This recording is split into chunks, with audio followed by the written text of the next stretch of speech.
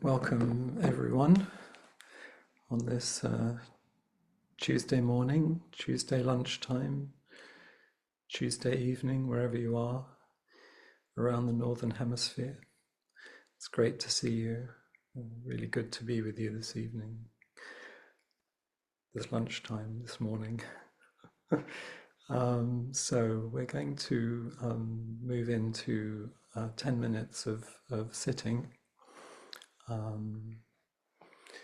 And then we'll have the verse of the robe at the end of that period. So Ed is going to ring the bell this evening. So thank you very much, Ed. Over to you.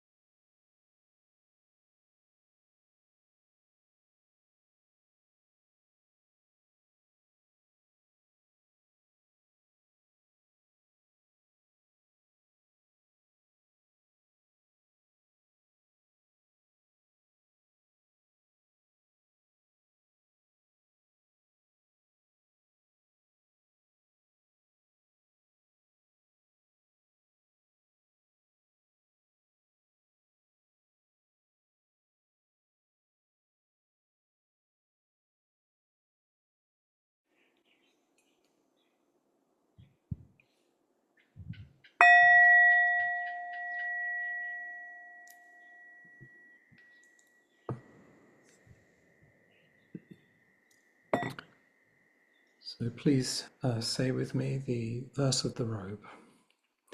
Vast is the robe of liberation, a formless field of benefaction. Wearing the universal teaching, I realize the one true nature, thus harmonizing all being. Vast is the robe of liberation, a formless field of benefaction. Wearing the universal teaching, I realize the one true nature, thus harmonizing all being. Vast is the robe of liberation, a formless field of benefaction.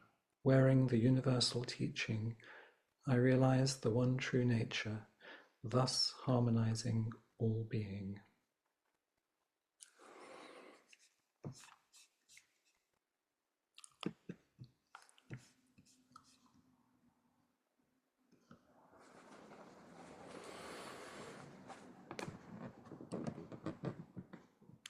When Dongshan was leaving his teacher Yunyan, who he would never see again, and of course, in 8th century China there was no internet or mobile phones. Yunyan said, "Well, I won't see you again." And Dongshan said, "It will be hard not to meet."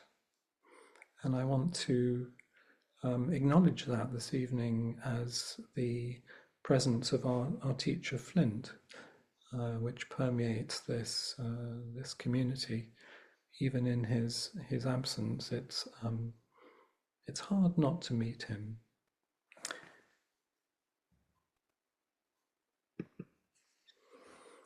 John Tarrant said, "People wait and live inside questions. Mistakes lead through doors." I wonder what questions are waiting and living inside you this evening. Perhaps they're questions you've carried with you for a long time, perhaps a lifetime. And what mistakes have you made that have led you out through doors to some freedom? One of the questions I have for me this evening is to study the Buddha way is to study the self. To study the self is to forget the self. And I have previously thought of it as a kind of, you study the self and then that's done, and then you forget the self, rather naively. And I'm now thinking it's a continuous process of becoming intimate with the self and forgetting the self, and becoming intimate with the self and forgetting the self, and opening to something more vast. Flint spoke about Emily Dickinson last week. He said, "I am out with lanterns looking for myself."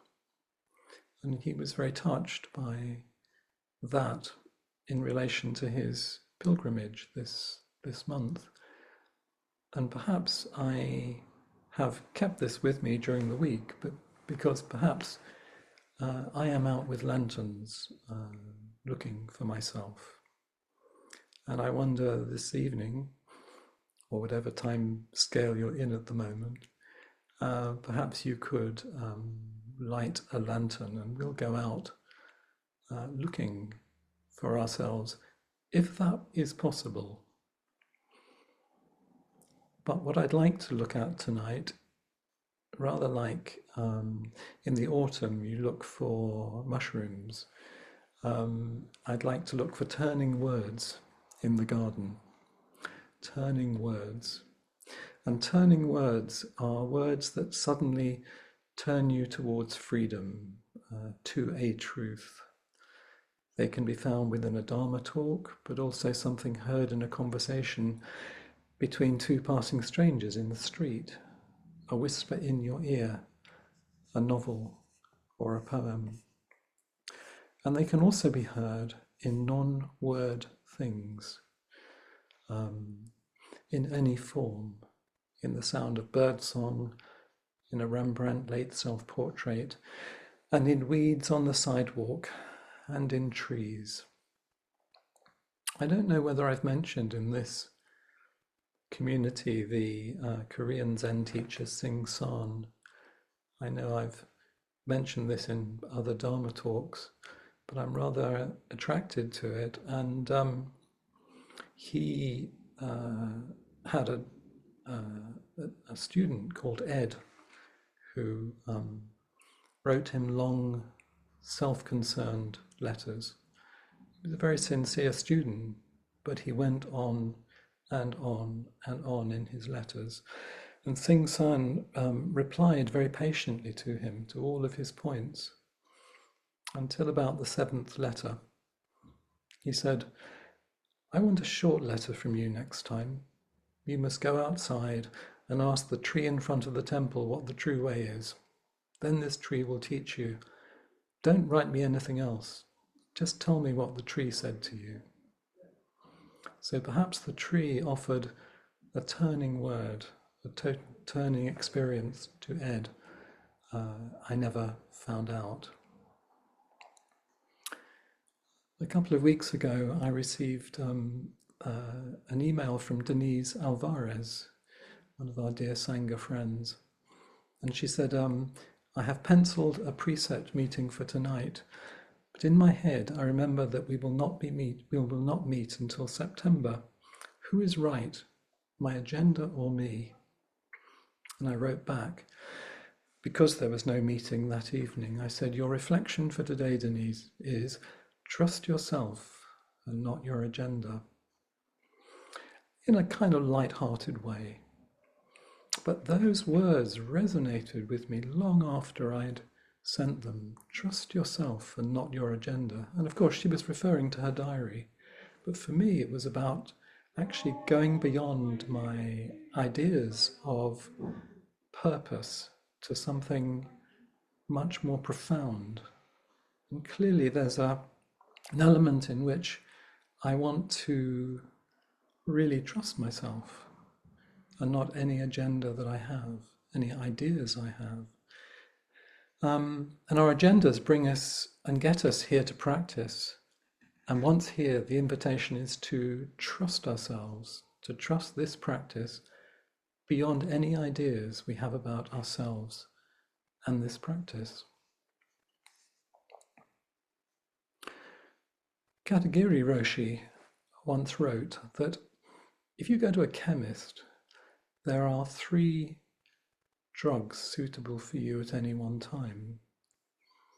And similarly, there are 3 teachings suitable for you at any one time, perhaps more, perhaps slightly less.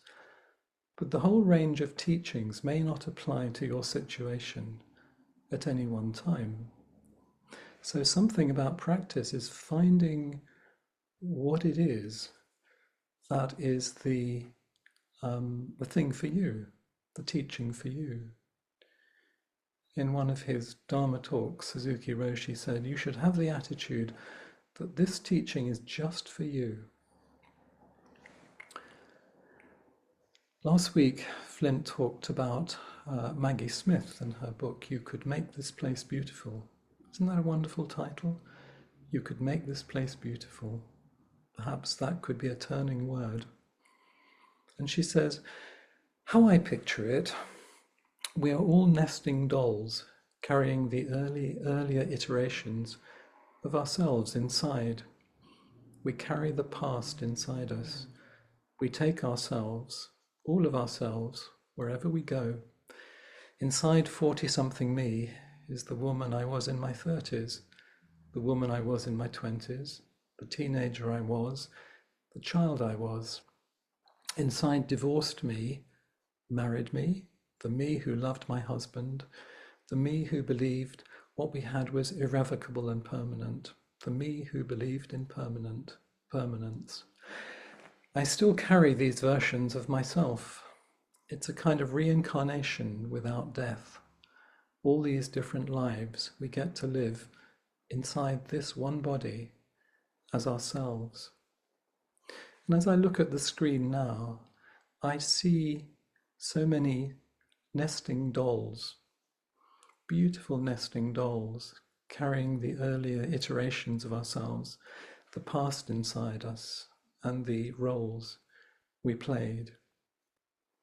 Perhaps you can think as I speak of some of the roles, the many, many roles you've played in your life. And here you are. My 3-year-old twin grandsons, when they look at the photographs in our kitchen, they don't get how this can be, how I, that young man with long auburn hair, can be their grandfather. They think it's their uncle. It's like it's just too inconceivable that this could happen. And sometimes it's just inconceivable for me that here I am with all these nesting dolls inside me going way back through many, many decades. Shakespeare, in As You Like It, said, "All the world's a stage, and all the men and women merely players. They have their exits and their entrances." All the world's a stage, and all the men and women merely players. They have their exits and their entrances. During my adult life, I've followed the actor Steve Martin. Not intentionally, but I've stumbled across his films and I really appreciate him. And we actually share a birthday, although he's just a few years older than me. And it's really interesting to see somebody age on the screen. It's something new for us since the invention of television. We see people playing all of these roles as they develop and change through life. I guess around about 1988, perhaps, I was a teacher in a high school, and I came home one evening feeling quite depressed and anxious and unhappy. And Trudy had got a Steve Martin film from the video shop, as you do in those days.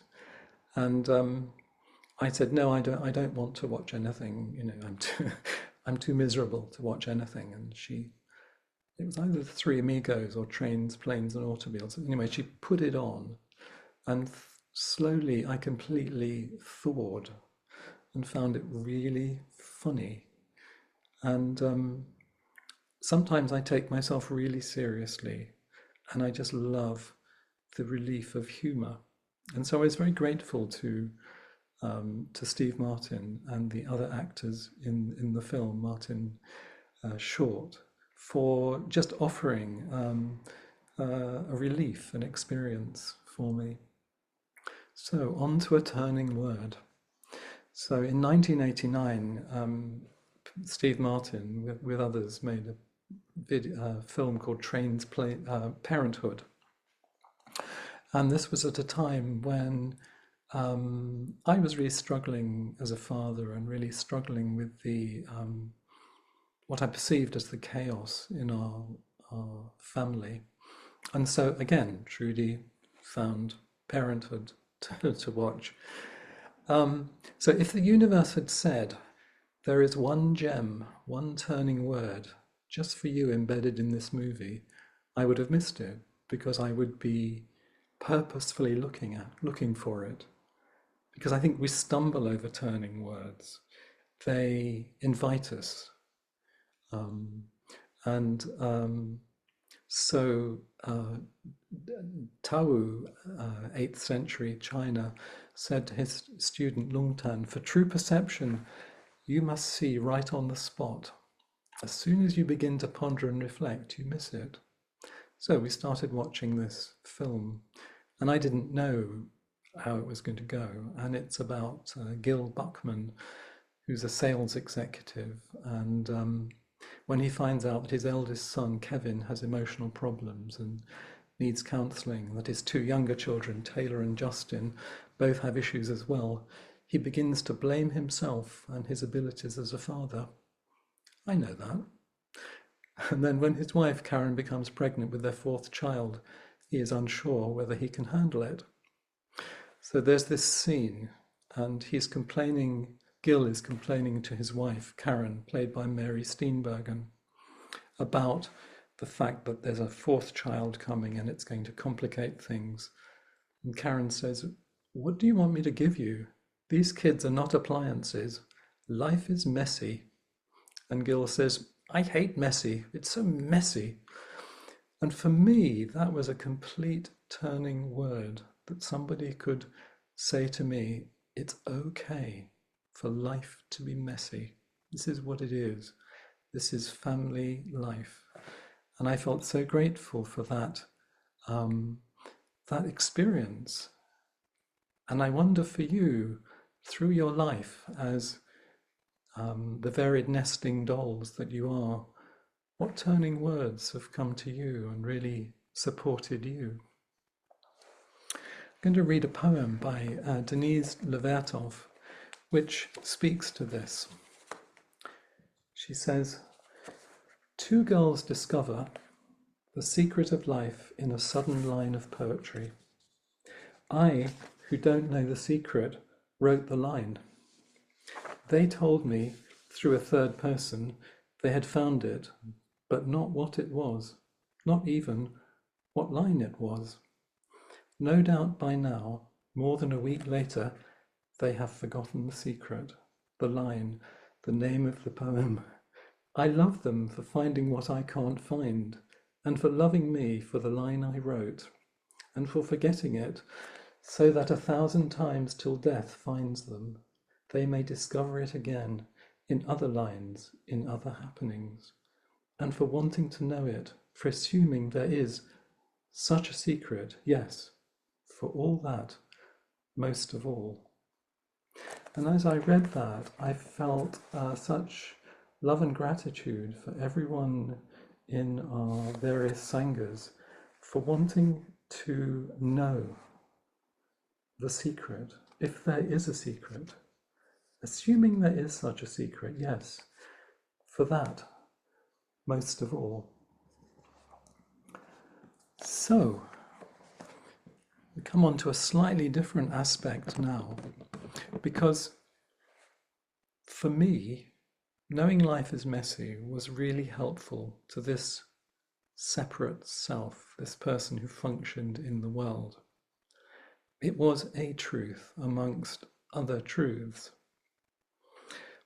But I'm not sure it's realization, and I'm really curious about the difference between realization and understanding. Katagiri Roshi wrote, "When I was 19, I listened to talks by Hashimoto Roshi. I didn't expect to understand what he said, but I really wanted to hear him. What I can tell you now is only this point. At that point, I felt the truth of what he said in his talks, but I couldn't put any names on it.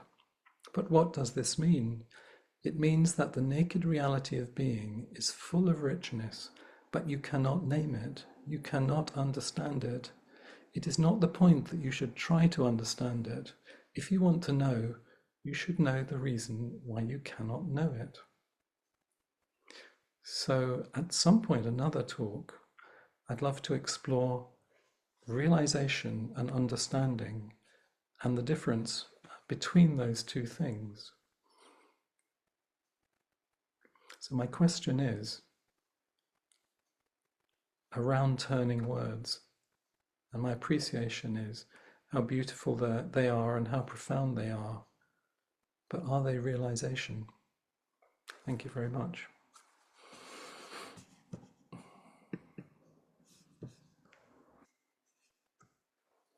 So you got me. And I was just like, at first I thought, no, I'm not going to raise my hand. And then the more it was working on me, the more it was just like, I'm raising my hand as soon as the time comes, I'm raising my hand. And and it's about the forgetting. It's exactly what you were just kind of finishing up there with the realization and the awareness of it. Um, and as you were talking, I was remembering a moment I had with Ed last week, this week, and um, we had talked about something, and then then we had an email of, what was that thing we just said, and not being able to like land on that, and like Mm, really sitting with it and thinking about it, and it just being elusive. mm, And both of us knew at the moment that, that moment that it was happening, that we were both like, oh, that's a thing. And then and now just gone. mm. And my question, I guess, is what makes it leave? What makes it like be so gone? Like, how can something be so touching Mm. and then so evasive, like really good at hide and seek? Um, That's a great question. I think Judy was talking about E. Cummings, and it's something like, we find the nature of reality and forget that we've put it in our pocket. It's I wonder whether it kind of still works away, even though consciously we don't know what was said. It's a more body mind than knowledge. and so then I've got like the second arrow of judging, of not being able to like, you know, put it in its box on the shelf and on the folder in the computer so that I can find it again. Um, Yeah, yeah. So there's a judgment about your kind of understanding or your retention or something. yeah, or my studentness, like, am I not a good, so like self judging, like, oh, I must not be a good student if I can't, surely if this was that important to me, it would be etched in stone, not floating on a feather. Mm, mm.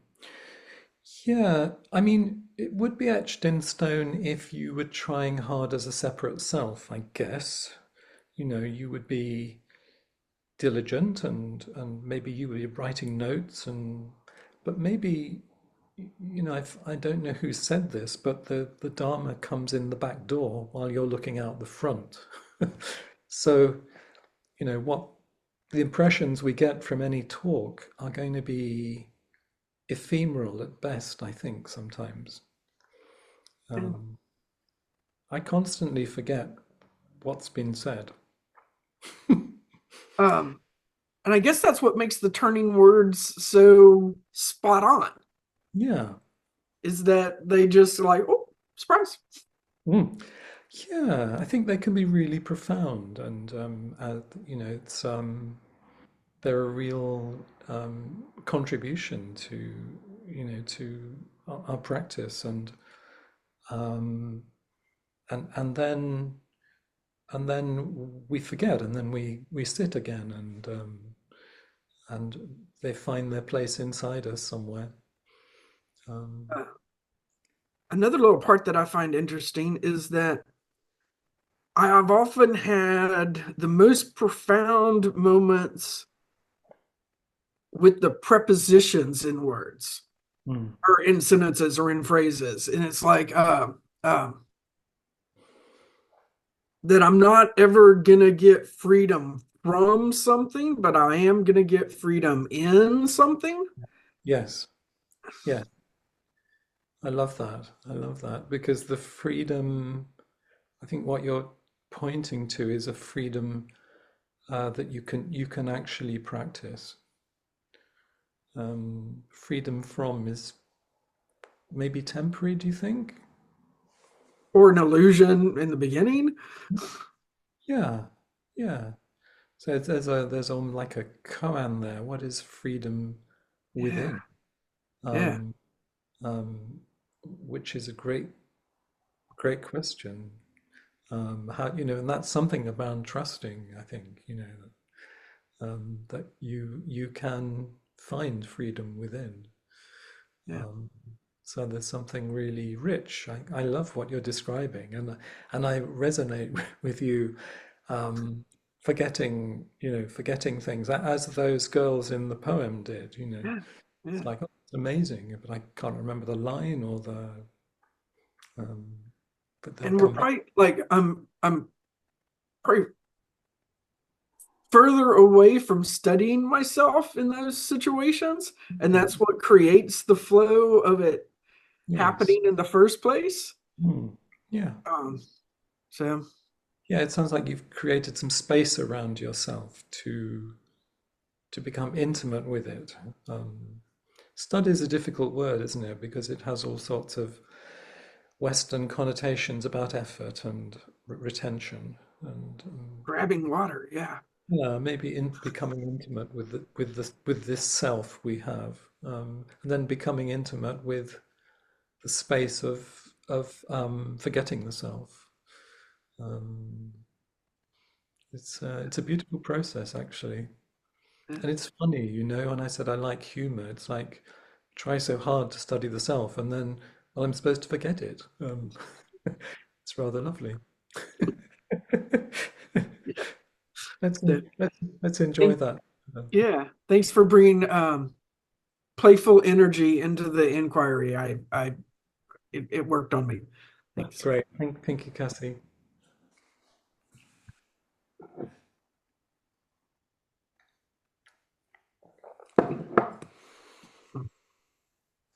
Hello, Leah. Hello, hi Josh. Nice to meet Thank you. you. Good to meet you. Thank you for reminding. Um, I love that reminder of the dolls. Yeah. I think I didn't really quite get it last time when Flint was, it didn't hit me the same way last Mm. time when Flint was talking about it, but uh, I don't know. Today it just showed up differently, I was actually like almost like had a I don't know, like a journey through my life in a way that just something that hit me was like, wow, every time a layer or a new dog got created, I, when I was conscious of it, it was the practice of letting go of an attachment that Yeah. something should be this way or I should be this way, or, it's that sort of letting go. And it's really painful, Mm. but the practice is so joyful at the same time. Like it's almost like like that, like it's like resistance, and then the pain's gonna come, but through the other side is going to be joy, and it's going to be this new doll, and I just I just was wanting to like I just really love it. I love the metaphor because Yeah. I used to think of it as like a rebirth, but we're not letting go of all those parts are still with me, just Yeah. appreciating them. Yeah. They're all within you, and I'm really Yeah. loving the joy with which you describe actually allowing them to be Hmm. to be there, and and also we don't really have any choice. So you know, it's like But we don't stop resisting though. listening. I mean, I wonder, I find the analogy of the actors helpful because, you Mm. you play a role and then you do a new play or a new movie and then you're doing that and you're learning that part. And maybe, we're kind of learning new parts all the time, whilst knowing we also have those other parts inside us. Um, yeah, we're rich, aren't we? We're, Yes, we're that's the so beauty. we're so rich and wondrous. Wow. Hmm. Hmm. Thank you for bringing that Yeah, to thank present you. for me. Good to meet you. Good to meet you. Beautiful teaching today.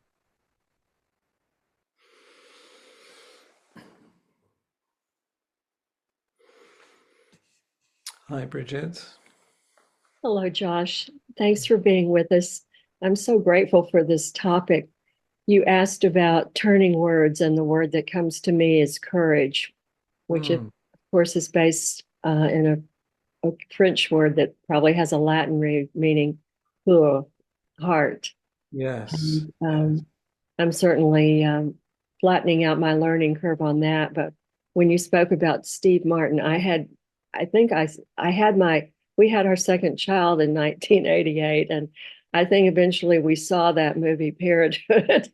And of course, there's nothing like the chaos. I mean, they prepare you so much for giving birth, but you have no idea until you have a child. You go, oh, so Yeah. this is what parenthood is like. Mhm.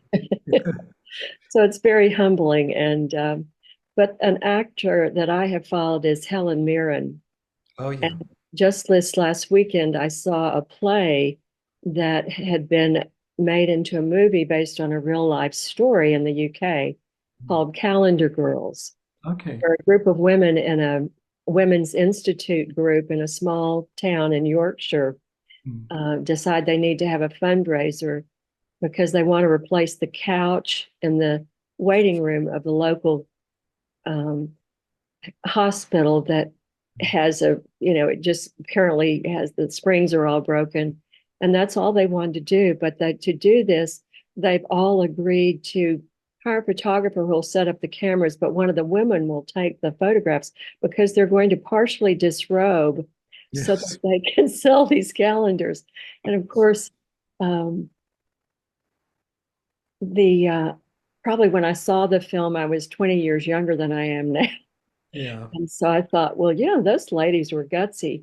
What I didn't realize in the program is they ended up raising almost 600,000 pounds for their cancer treatment center because it was before the internet when they did this, but in a sense it went viral because so many people were shocked these women would do this. And so I found that very laughable and also inspiring.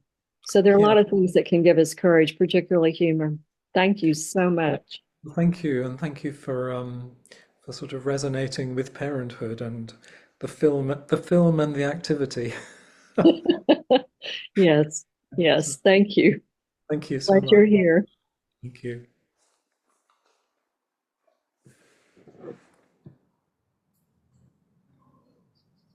Hi, Rosemary. Oh, Josh. And thank you for bringing back the nesting dolls like Leah said. Leah. Yeah, that resonated for me. I'm working with some old roles, and it's very interesting because one of my old roles, family begun, is the helper, the always helper, always. And in leaving my choices more open for when I do and when I don't, and when maybe the request for help might actually be helpful or not, just making these choices, it's not always comfortable for others. Yeah. And then I'm faced with how does that feel, and trusting myself is what you were talking about. And I think the turning words for me right now is to come back to that, because based on the impact that this new freedom on my part might have on others, I may begin to not trust myself. Okay. Yeah. Yeah. Yeah. Because you're in a kind of a new place. You're trying out. Yeah, exactly. And yeah, just working with that and coming back to that it's okay. Others will adapt. If I'm trusting myself. Well, it takes a courage, as Bridget was alluding to try something new, and it can be a bit shaky. Yeah, it's risky all the time. It's risky all the time. For me, mostly about the impact that, the response that I might be getting.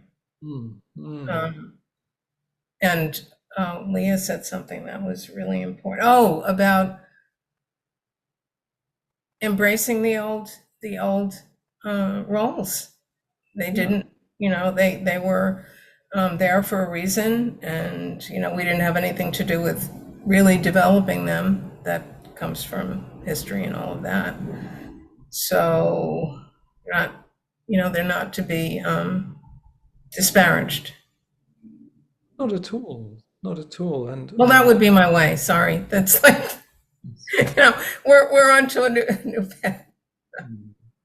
So there's something about really taking care of potential disparagement from the place of current practice. Yeah, really taking care of yourself, because it takes courage. Yeah.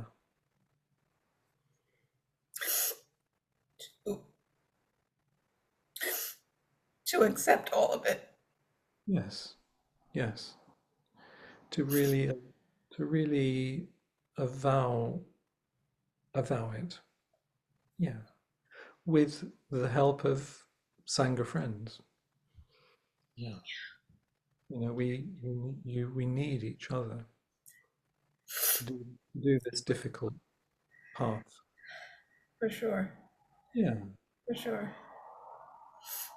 And I'm sure you're speaking for other people with their nesting dolls today. There are a good number. There's 34 people with maybe 6 or 7 nesting dolls. So that's a lot of dolls. I see shaking heads. So if you look around, you're not alone. Really, we all need to take care of ourselves really tenderly with these things, and to to practice in the present, actually, from the place of the present. Take care of now. Be kind. Okay. Thank you. Thank you for sharing that. Thank you.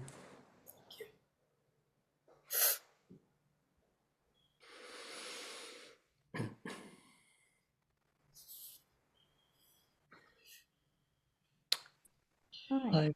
Hi, son. Hi, how are you? I haven't met you, I don't think, Josh.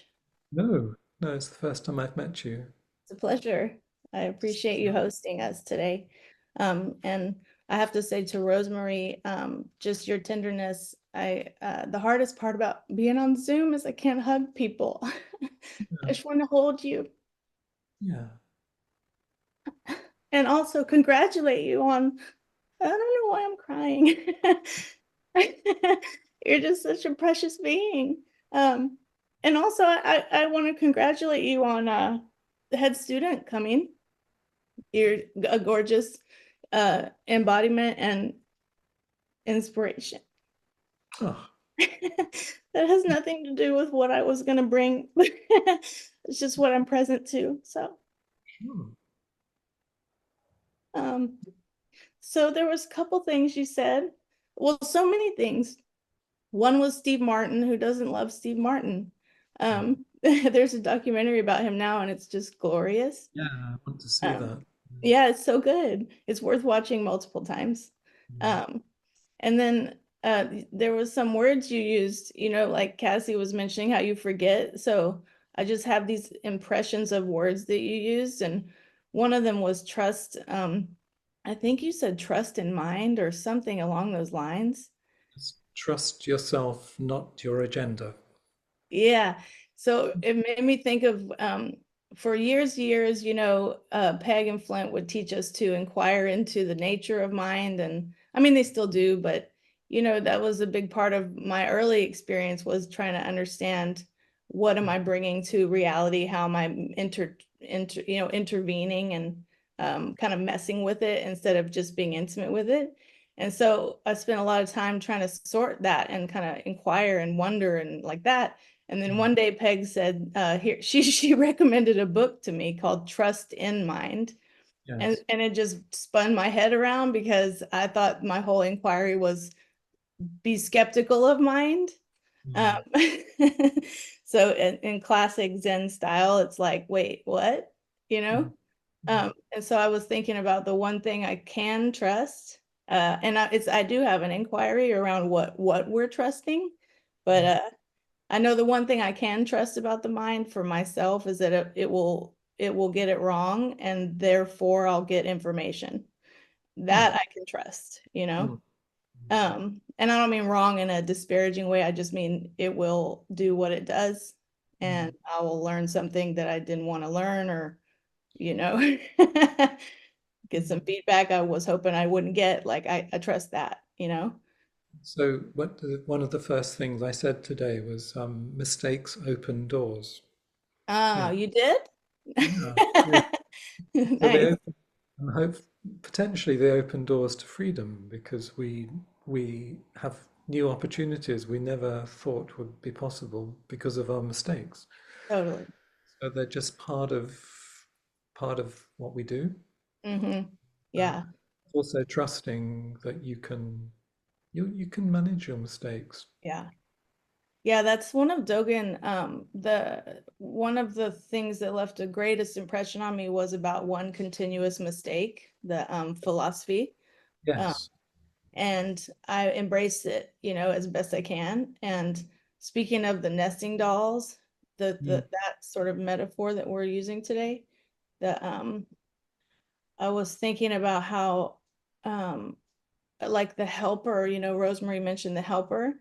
And so I think a lot of women have a helper parts of us that sometimes get it wrong, you know, and lean in when people aren't asking for help, or have the perfect solution and no one needs it, and like that.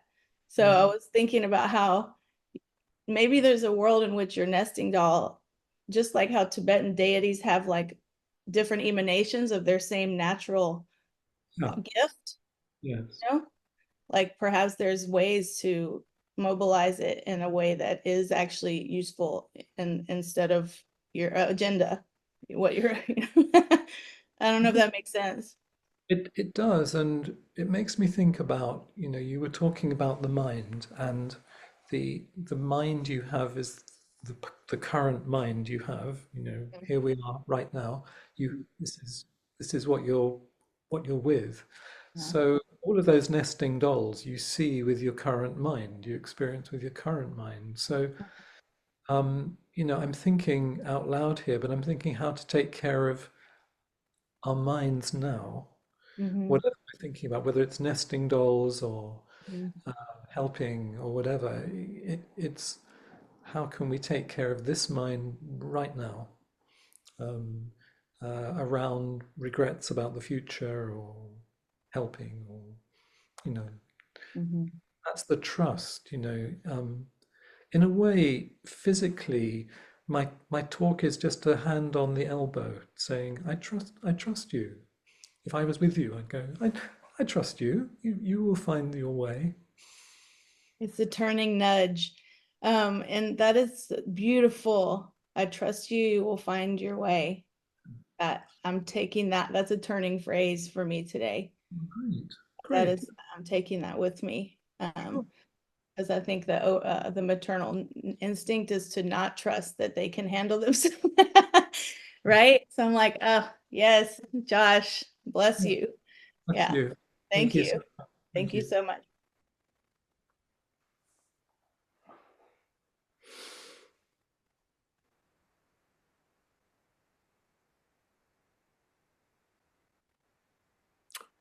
Hello. Hello upstairs. I was I was thinking about the nesting dolls image, and I don't know if you remember, but I wrote a poem just before my entrustment last year. And so is it okay if I read it? No, I'd love that. Yes. Okay. Mm. It's called For My Names They Are Many. Mm. For my names they are many. Trudy, child, tinker, mucky pup, daughter, sister, friend, schoolgirl, lover, student, dropout, nun, student, shop owner, Hema, teacher, wife, mother, housewife, student, counsellor, therapist, supervisor, trainer, grandmother, student, teacher, trainer, student, great-grandmother. And now a new name and a new family that join the list of things I have been and I have done, all flow and all ebb, each part becoming the next thing, although each part is also entire unto itself. What names do we give ourselves? What names do we cherish or loathe? Which names trap us and which free us? There is a koan. Show me your original face before you were born. Right now, my koan is, tell me your name before you had one. Mm.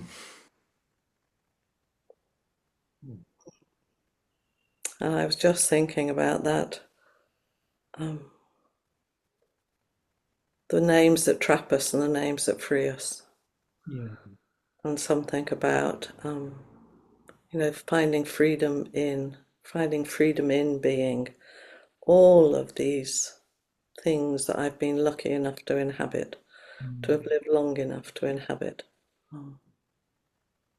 And that feels a really precious gift. And I couldn't be any one of the next role if I hadn't had the previous one. So it's something about the onion grows outward. I love that poem, and I remember it. I'm so glad you've shared it. And as you know, there are things in our pasts that we go, I, I fucked that up pretty much. Fairly spectacular ones. But, that we've worked to. I wouldn't be me if I hadn't. You know, Mm, it all creates the person we are. mm, I think, there was a poem I read from, not a poem, but Kobenchino Roshi's final teaching. He said, self-acceptance is the hardest thing to do. mm, But if we don't, we live in this darkest night. mm. Yeah. And there's something so tender about that, isn't there? About that being able to turn to all the different iterations and know they were doing their best. Mm. And sometimes it wasn't very good. Mm. And carry on, just carry on. So thank you. I'll Thank see you. you for a cup of tea soon.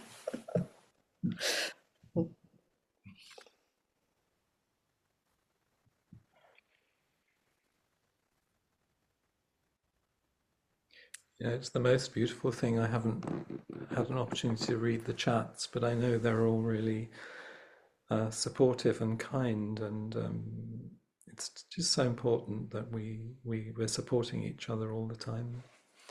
Laurie. And it looks like Laurie just raised her hand. And here she is. And you're muted, Laurie. Hi, Laurie. So good to see you. It's good to see you. And I just wanted to say something quickly that before we end, that I really appreciate your talk today. Your timing is impeccable. It's exactly what I needed to hear today. I'm so in this space of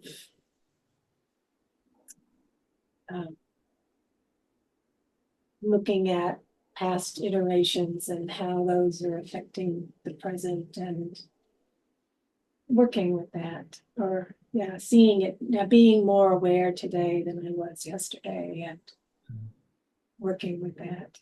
So something has touched you around that inquiry of inside you. Yeah, Very deeply.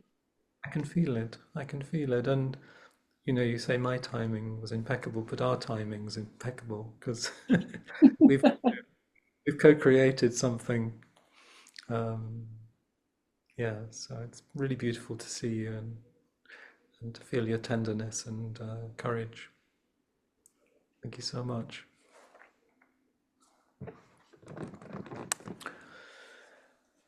So we're moving towards the closing verses now. So we're going to say the 4 practice principles together three times. Thank you. Caught in the self-centered dream, only suffering. Holding to self-centered thoughts, exactly the dream. Each moment, life as it is, the only teacher. Being just this moment, compassion's way. Caught in the self-centered dream, only suffering. Holding to self-centered thoughts, exactly the dream. Each moment, life as it is, the only teacher. Being just this moment, compassion's way. Caught in the self-centered dream, only suffering. Holding to self-centered thoughts, exactly the dream. Each moment, life as it is, the only teacher. Being just this moment, compassion's way. Thank you so much, everybody. In particular, thanks to Ed for holding the space for us all this evening. And I look forward to seeing you, I think, next month at some point. So thank you, and over to Ed. Thank you so much, Josh, and everybody who contributed today. This was marvelous, and as Laurie said, so incredibly spot on. And I just want to remind us all that Appamada's programs and facilities are supported by your generosity. So there is a link for contributions at the website, appamada.org. Please do that as that works for you.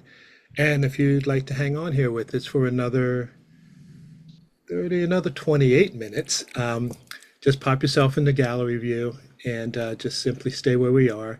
And we'll have a chance for porch session to continue to be with each other. And again, thank you to everybody.